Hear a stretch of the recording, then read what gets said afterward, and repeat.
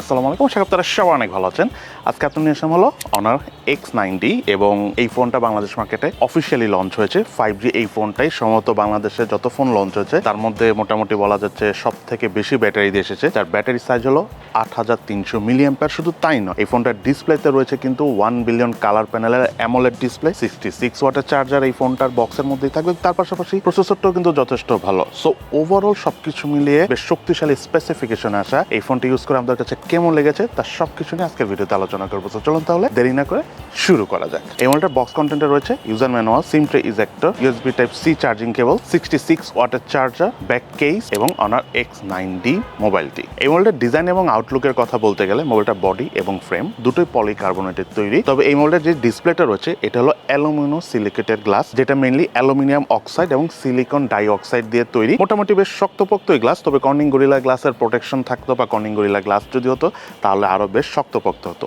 তার পাশাপাশি এই ফোনটার থিকনেস হলো 7.8 মিলিমিটার এবং ওয়েট হলো 193 গ্রাম। দেন এই মোবাইলটাতে রয়েছিল IP68+69 ওয়াটার এবং ডাস্ট রেসিস্ট্যান্ট সার্টিফিকেশন। ধুলাবালে তো ফোনটা যেমন কিছু হয় না, ঠিক তেমনই পানি লাগলেও বা পানিতে ডুবে গেলেও এই ফোনটার কোনো প্রবলেম হবে না। 2.5 মিটার গভীরে যদি ফোনটা পড়ে যায় এবং আপনারা যদি তুলে ফেলেন বেশি একটা সময় না নিয়ে, তাহলে এই ফোনটার কোনো কিছু হবে না। তবে আমি আপনাদেরকে প্রিফার করবো ওয়াটার রেসিস্ট্যান্স থাকুক, ডাস্ট রেসিস্ট্যান্স থাকুক, ব্যাপারটা মানে অতিরিক্ত ইউজ না করাই ভালো, মানে অতিরিক্ত রাফ অ্যান্ড টাফ ইউজ না করাই ভালো। বাট একটা বিষয় হলো এই জিনিসগুলো থাকলে আসলে লং টাইম আমরা ইউজ করতে পারি। তার পাশাপাশি এই ফোনটাতে যে ডিসপ্লে রয়েছে তার পিক ব্রাইটনেস হলো 6000 নিটস। যদিও এটা থিওরিটিক্যালি পসিবল, প্র্যাকটিক্যালি এটা almost close to impossible. But যাই হোক, আমরা আউটডোরে বেশ কমফোর্টেবলভাবে ইউজ করতে পেরেছি এবং ডিসপ্লে কালার কন্ট্রাস্ট রেশিও যথেষ্ট ভালো।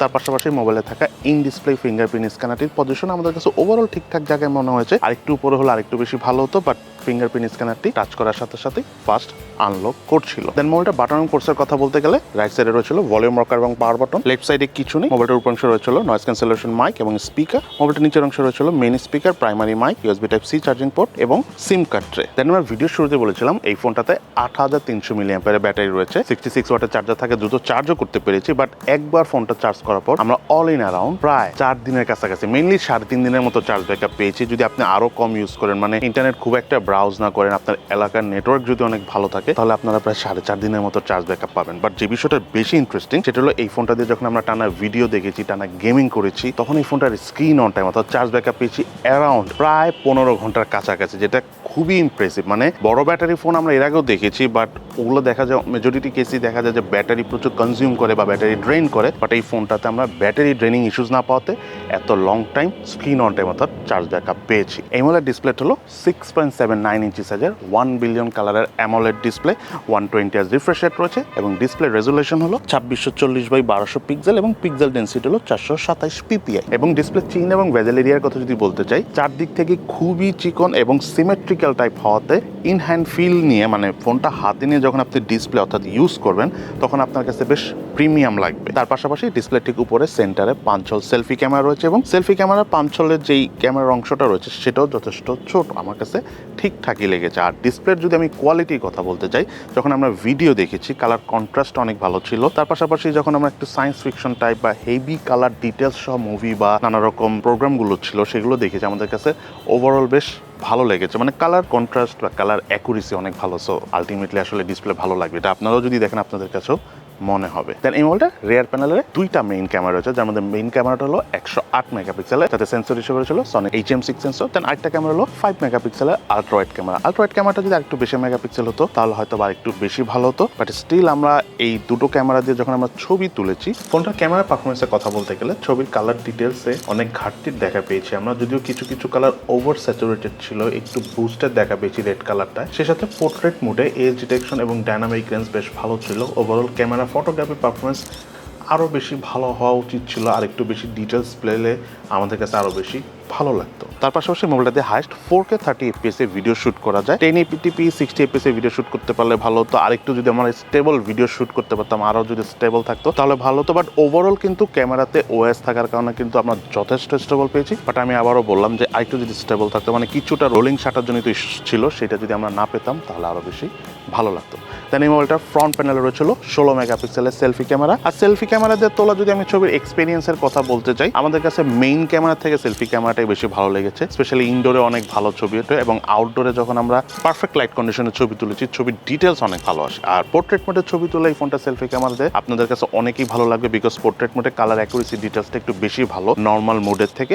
এজ ডিটেকশনও যথেষ্ট ভালো পেয়েছি। তার পাশাপাশি এই ফোনটাতে ক্যামেরা টু এপিএস সাপোর্ট রয়েছে, সো আপনি চাইলে ইন ফিউচারে এই মোবাইলটাতে ম্যানুয়াল ক্যামেরা অর্থাৎ জি ক্যাম ইউজ করতে পারবেন। এই মোবাইলটাতে প্রসেসর হিসেবে ছিল স্ন্যাপড্রাগনের 6 Gen 4 প্রসেসর এবং প্রসেসরের ট্রানজিস্টর সাইজ হলো 4 ন্যানোমিটার এবং জিপি হিসেবে মোবাইলটা রয়েছিল অ্যাড্রিনো 810। মোবাইলটার আন্তর্জাতিক স্কোর পেয়েছি আমরা 10,16,103 এবং বেঞ্চমার্ক স্কোর টেস্ট রেজাল্ট আমরা স্ক্রিনে শেয়ার করে দিচ্ছি। দেন এই মোবাইলটা গেমিং এক্সপিরিয়েন্সের কথা বলতে গেলে পাবজি গেমসটা প্লে করেছি, মোটামুটি বেশ ভালো গ্রাফিক সেটিং এ গেম প্লে করা যায় এবং এফপিএস ড্রপের কথা যদি বলতে চাই, আমরা খুব একটা এফপিএস ড্রপ করতে দেখিনি এবং লং টাইম গেম প্লেতে এত বড় ব্যাটারি থাকার পর আমরা অনেক বেশি হিটিং এরও দেখা পাইনি, বিকজ এই ফোনের কুলিং সিস্টেমটাও যথেষ্ট ভালো এবং গেমিং এক্সপিরিয়েন্সের কথা যদি বলতে চাই, আমরা ওইভাবে জাইরো ডিলেরও দেখা পাইনি। সো যারা পাবজি লাভার রয়েছেন, মিড রেঞ্জ বাজেটে ফোন নিতে চাচ্ছেন, তাদের কাছে মোটামুটি বেশ ভালো লাগবে ফোনটা গেমিং এক্সপিরিয়েন্স করে। তার পাশাপাশি ফোনটা দিয়ে আমরা অ্যাশওয়ার গেমসটা খেলেছি, কালার ডিটেলস যথেষ্ট ভালো ছিল, গেম প্লে করার সময় হ্যাপটিক যে ফিলটা সেটা আমরা যথেষ্ট ডিসেন্ট পেয়েছি। সো ওভারঅল অ্যাশওয়ার গেমস খেলেও এই ফোনে আমাদের কাছে বেশ ভালো লেগেছে। এই মোবাইলটার প্রাইসের কথা বলতে গেলে বাংলাদেশ মার্কেটে এই ফোনটা লঞ্চ হয়েছে হলো 12 GB র্যাম এবং 256 GB স্টোরেজে এবং প্রাইস হলো 46,999 টাকা। সে সাথে 5 থেকে 11 জানুয়ারির মধ্যে প্রি বুক করে ফোনটি কিনতে পারবেন। প্রি বুকিংয়ে গিফট হিসাবে আপনারা 15,000 টাকা সমমূল্যের অনার ব্র্যান্ডেরই একটা এয়ার ফ্রায়ার পেয়ে যাবেন ফোনের সাথেই। এবছর আমরা জানি না এই মোবাইলটা ইউজ করতে যে কোন জিনিসগুলো আমাদের কাছে ভালো লেগেছে এবং কোন জিনিসগুলো আমাদের কাছে ভালো লাগেনি। ফোনটার যদি আমি প্রাইস হিসাবে ল্যাকিংসের কথা বলতে চাই, বেশ শক্তিশালী স্পেক্স এসেছে, বাট স্টিল আমার এই ব্যাক প্যানেলে এই সার্কেল টাইপ ক্যামেরা, এটা আমরা অনারেরই এর আগে ফোনগুলোতে দেখেছি। সো এইটা একটু চেঞ্জ হলে ভালো হতো, বিকজ অনেক সময় এইসব জায়গায় ফিঙ্গারপ্রিন্ট বা অনেক সময় হাতের ছাপটা পড়ে যায় এই জিনিসটা। আরেকটা বিষয় হলো ফোনটা যদি বডি ফ্রেম ব্যাক প্যানেলগুলো যদি একটু শক্তিশালী একটু মজবুত হতো তাহলে বেশ ভালো লাগতো। প্রাইস হিসাবে ক্যামেরাটা আমাদের কাছে ল্যাকিংস মনে হচ্ছে, আরও ভালো ক্যামেরা পারফরমেন্স পেলে আমাদের কাছে আরও বেশি ভালো লাগতো। দেন প্রাইস হিসাবে যদি আমি এই ফোনটার ভালো দিকের কথা বলতে চাই, নাম্বার 1 যে বিষয়টা ভালো লেগেছে সেটা হলো এই ফোনটার ডিসপ্লে। এই ফোনটার ডিসপ্লের কালার অ্যাকুরেসি, কালার ডিটেলস যেমন আমরা যথেষ্ট ভালো পেয়েছি, তার পাশাপাশি দেখা গিয়েছে যখন আমরা মিডিয়া কনজিউম করেছি আমাদের কাছে অনেক ভালো লেগেছে। দেন সেকেন্ড যে বিষয়টা এই ফোনের খুবই ভালো সেটা হলো IP68+69 রেটিং রয়েছে। সো পানিতে ভিজে টিজে গেলে ওই ফোনটার কোনো প্রবলেম নেই, লং টাইম ইউজের ক্ষেত্রে এটা কিন্তু খুব ইম্পর্টেন্ট একটা বিষয়। দেন এই ফোনটার ইউআই নিয়ে আমরা ভিডিওর মধ্যে আলোচনা করিনি, বাট এখন বলে দিই এই ফোনটা out of the box Android 15 operating system দিয়ে এসেছে এবং ইউআই কিন্তু যথেষ্ট স্মুথ, আননেসেসারি খুব একটা অ্যাপস নাই। কিছু অ্যাপস আছে ওগুলো যদি না থাকতো ভালো হতো, বিকজ ওই অ্যাপসগুলো থেকে অ্যাডভার্টাইজমেন্ট আসে। এই অ্যাপসগুলোর কথা যদি বাদ দেই, ইউআই কিন্তু বাটার স্মুথ। আর অনারের ইউআই নিয়ে আসলে নতুন করে কিছু বলার নাই, লং লাস্টিং এবং কমফোর্টেবল একটা ইউআই। সো এই ফোনটাও কিন্তু সেম।